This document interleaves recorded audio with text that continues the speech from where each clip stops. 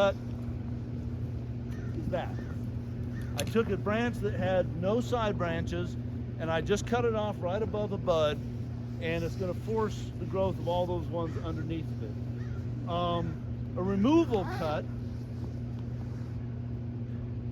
is that. I have removed the entire branch that I touched.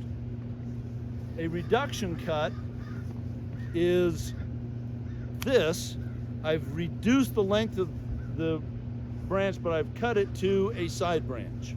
The side branch is going up. And in this case, that side branch is going up, which is where I'd rather have new growth occur. Yeah.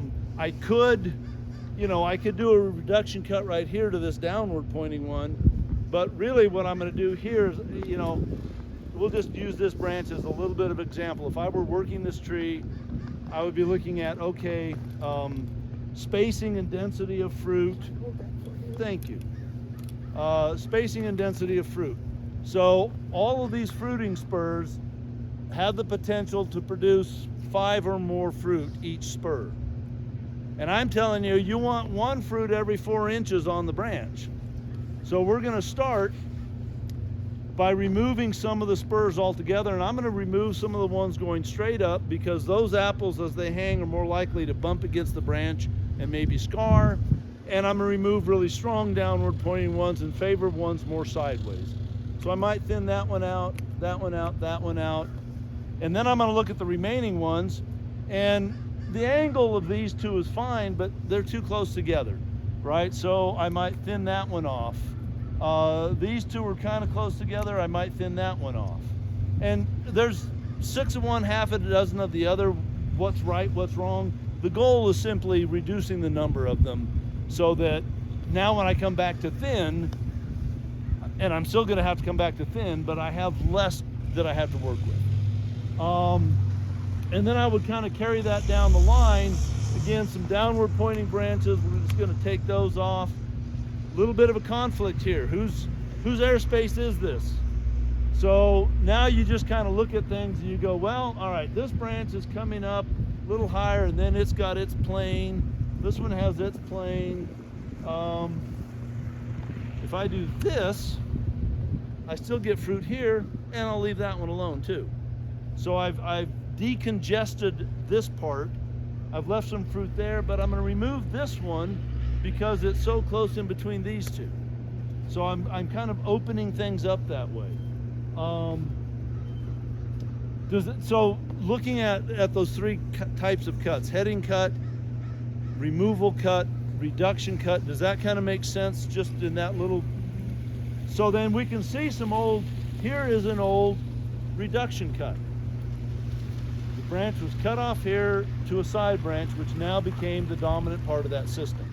And it allowed this branch above to have its own airspace, right? So that's kind of one of the things we're looking at.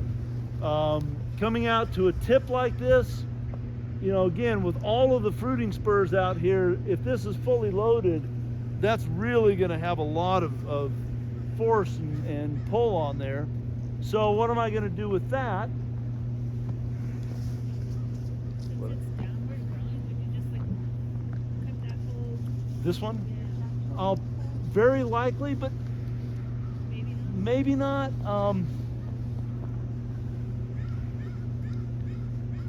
And sometimes it takes a minute to just kind of get a sense for it. So I think I might do something starting with a reduction or a removal cut on that. Another removal there, a reduction there, removal,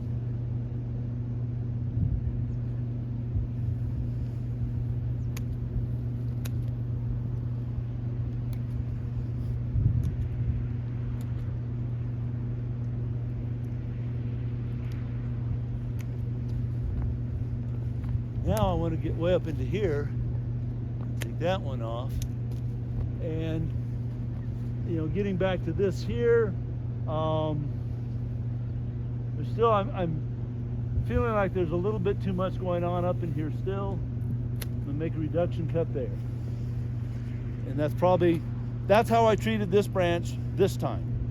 If I were to prune that exact same branch a different day, I might make different cuts. It's not a right or wrong. It's just generally reducing the density of things, reducing length, thinning out, fruiting spurs. So you Would don't you always. cut that one right above your head where they're kind of knocking into Yes, each now other? that's a good example of where things are going a little awry. So would you be able to graph off of any of those branches if you're gonna cut? Nope. Once that you're no. No, nothing on this tree is vigorous enough 1-year-old wood. Even the very tips, they're not that vigorous. This tree, yes. Okay. And we'll get to that in a minute. So still looking at this one, and you know, part of the conflict was that I had manipulated them and intentionally and crossed them, but it speaks to the fact that that could happen again pretty easily. There's also a lot of weight out here, so maybe I just do that I'm sorry, I have to go over this. and that So do you want it kind of like tight? to some degree, yes. And not necessarily everything, but the longer it gets and the more horizontal it is getting long, the more that lever arm weight out at the tip is really going to be a problem. So if you have a tree that looks really leggy, where all of the branches have just gone out, you think if they get fruit out at the end, it's just going to pull the whole tree down, and so you're going to. Yeah, so depending on where they are on the tree, I might be cutting them back hard to maybe more of an upright branch, or if they're really low on the system, I might be removing them altogether. My preference is to make my cuts further out to the degree I can. It's a smaller wound and it's further from the trunk, so if decay does get started, it has a long way to go before it's affecting major structural issues.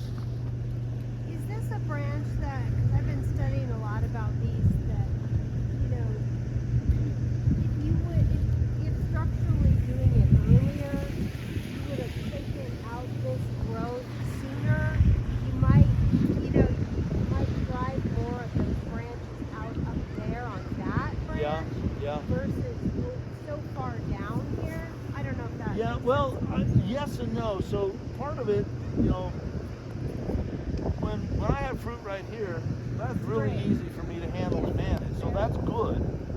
Fruit way out here might be a little bit of an issue. So a more radical approach, especially since I just tore that one a little bit, is that sort of a reduction. Now I've really taken a lot of that end weight potential out, but I still have a lot of fruiting structure in here. And the goal might be more just, you know, I don't mind this branch. I just don't want it to get real long and leggy. When you're looking at the angle of branches and how they're going, what is a bad angle right here? Is that okay? It's okay, although at this point, an arborist would look at this and say, I don't have a stem and a branch. I have two codominant stems. The size difference is not big enough for this to be considered a side branch anymore. Now I can change that by pruning heavily on this one and not at all on this one, and over the next few years, this one gets bigger. This is not a bad angle. That's a better one. So it's like, you like it more than 45. I would, yes, but again, even this one is not a bad angle. The wider that angle, to some degree, the stronger. The main thing that I want to avoid is an angle that's so tight that I've got that included bark problem going on, and I don't see that on this tree. What about the branch that's growing down? Is it a good rule of thumb, anything growing down you take off, or is it just conditional? It's conditional. Everything is conditional. This branch, because I've got fruiting structures all over it, right here at picking height, I don't have a problem with it. This little branch, I do have a problem with. Why? Well, because I'm going to keep that one and this one's too close to it. Otherwise, I might keep it as well. What I don't want is a really long, vegetative, strongly growing downward branch. But if it's a short, stubby fruiting system branch, that's okay. Yeah, and let me just real quickly, looking at this tree, younger tree or at least smaller.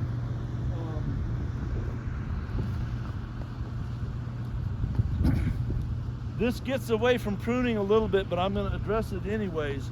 This is the wiggle test. I do this to most of the trees I look at. I push on it and I look for how much movement I get on the base. This is moving a lot. That tells me this root system is not well anchored. It may be planted too deep. It may simply not have had enough resources out further. But a tree that is that loose on its base, especially if it starts to get a lot of load on it, is more likely to fail. And it may well be. That's a good point. If these were all planted at the same time, and even this one I can move a tiny bit maybe, but not much. But yeah, by the time a tree is this size, ideally, if it's well anchored with its roots, I can break it before I can move things. So this one may have been planted too deep. It may have had a compromised root system. These for sure are grafted. So, Uh-huh. so where's the graft?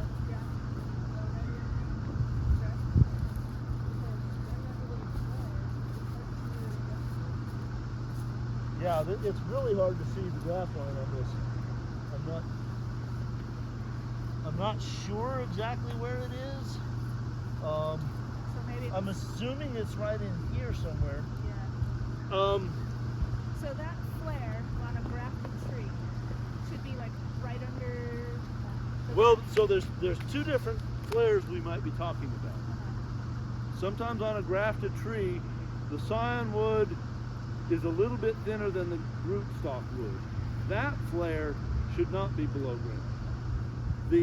But once you're onto the rootstock, the actual root flare, that should be at grade level. So if you plant a tree too deep and the graft is below ground, the scion wood is going to send out own root and you're going to have a 25-foot tall tree. If, on the other hand, the rootstock pushes up new sprouts, you're going to have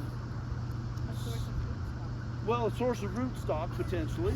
That's actually how they do them. They stool them and but it's not going to produce the fruit that you thought you had on that tree. It's going to be something else altogether.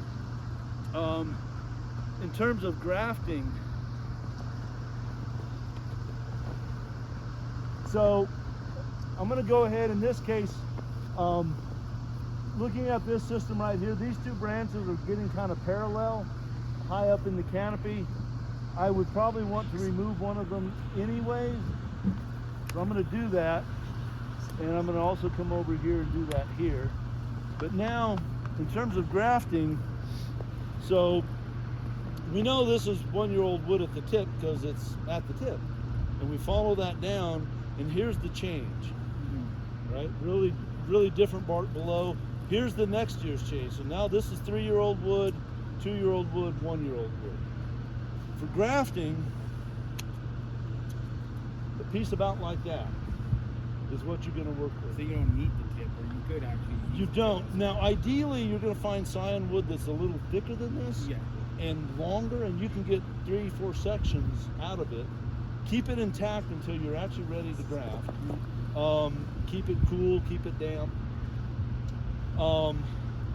Yeah, but a piece like this, if you had a thin enough rootstock, and I don't have a grafting knife with me, grafting knives are different than other knives. They're beveled only on one side, and if you use them just right, you can make a totally flat cut at a heck of an angle. And then you try to make the same angled flat cut on your rootstock, and you notch each one of them a little bit, and you push them together, and you wrap them in tape.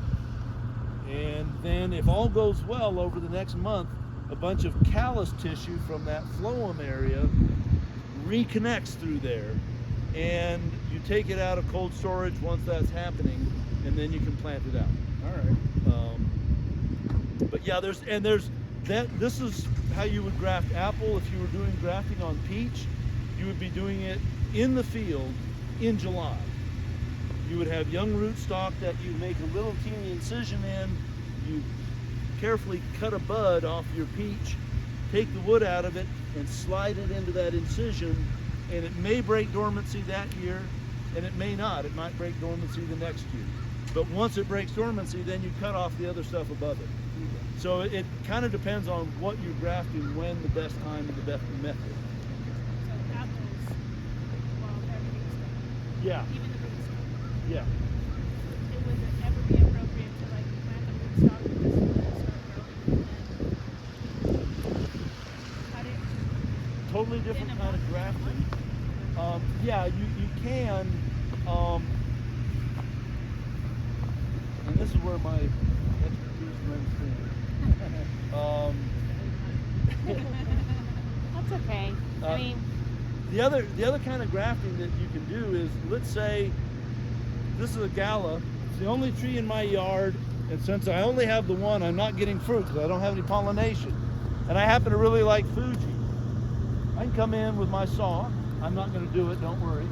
I can come in with my saw, cut this off right here, split that open, and stick a couple of Fuji sprigs in there. It's called top working. So over time, I could completely change the genetics of this. I could add 1, 2, 3 different kinds, or I could add just one kind, but to everything, and change my Gala into a Fuji. It would still have Gala in the middle. It would have rootstock genetics, low trunk genetics, and then upper trunk genetics. So you can play with that a lot.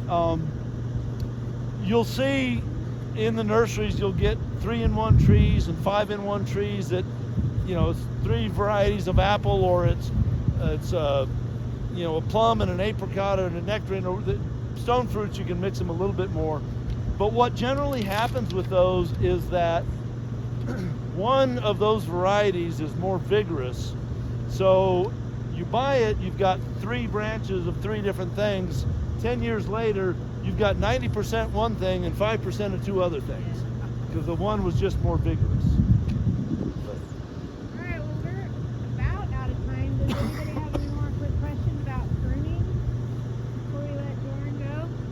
I have a question after we finish pruning about brown rot in my apple trees. Okay. I would have to look into that. I Okay. don't know enough off the top of my head to give you a good answer. Showed up last year. We were gone a lot, and I don't know what my watering was like, and all the rest, and it's like, oh. Yeah, I mean, the first thing I'll say about any suspected disease is, in most cases, it's good to send it to the lab to confirm. Okay. And so if they confirm brown rot, they're also going to give you some advice on controlling it. And it might turn out that maybe you didn't have brown rot, maybe you had apple maggots that then you had decay follow. Okay. And so just again, if you send it through the extension office down to Las Cruces, you get some real expert eyes on it, Okay. especially when it comes to disease. Yeah, so real quick, we'll end with these right here, these shoots coming up, water sprouts. What I would do with these is I would thin them. First of all, there's too many of them. So I'm going to select some winners and some losers. And I'm going to thin. And then with whatever I'm keeping, I'm going to reduce it hard to a bud facing a good direction where growth can happen. Now this in the spring is going to push growth, and I can begin to manage that, and pretty soon, over a few years of pruning, I have a small fruiting branch system right in here. I always thought that you wanted, like, if you kept these, it would restrict the flow of air to this. Yeah, so if you have a lot of them, you might get a restriction of airflow. But back to this being New Mexico, Yeah. our air is so dry and it's pretty windy that I think you get plenty of airflow, Okay. even with Because this mine are amount. kind of like naked there, and so after this, I'm thinking, okay, I'm just gonna keep some. I would keep some. The other thing is you can always go back later and take them out, Yeah. but you can never put them back. Right. So if in doubt, maybe leave it alone, see what it does. But yeah, I would reduce the number of them, but I wouldn't necessarily eliminate them. In landscape trees, these branches are often stripped out to the great detriment of the tree. Think of it this way. Trees have been doing this for a while. They know how to tree, and they put leaves where those leaves are going to benefit them. And so, is this tree stealing energy? Is this branch stealing energy? No, it's got leaves. It's making energy. It's using some of the water and nutrients that potentially could go elsewhere. But if it's got green leaves, it's making energy. That's a benefit. And again, less of an issue in small fruit trees like this. In a big landscape tree, when you talk about the wind moving through the canopy, it turns out the more small branches you have up and down that whole system, the more each one moves a little bit independently, and you get a mass dampening of the force on the system. If I strip all of that out, the wind passes through there fine, but the wind out here is really whipping that thing around, and I'm more likely to get failure if I strip out that interior than if I leave it. All right. Thank you. Yeah, Thank you. very much. Yeah. It's very It was fun. informative. I enjoy talking about trees.